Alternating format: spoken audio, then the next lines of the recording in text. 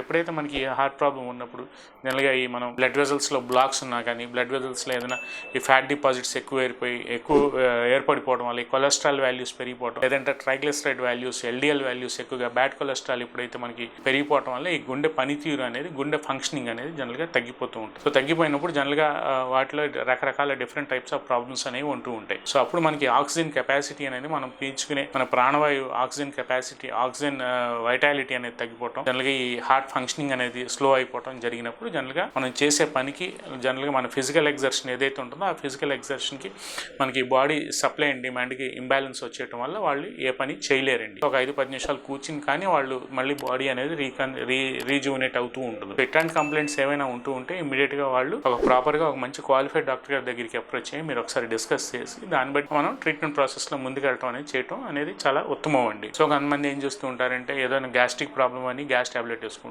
ఉంటారు, లేదంటే వాళ్ళకి తోచిన మెడిసిన్ ఏదైనా వాడేసుకుంటూ ఉంటారు, లేదంటే ఏదో కొంతమంది ఏం చేస్తుంటారు ఏదో బలానికి టాబ్లెట్ అని ఏదో వేసుకుంటూ ఉంటారు.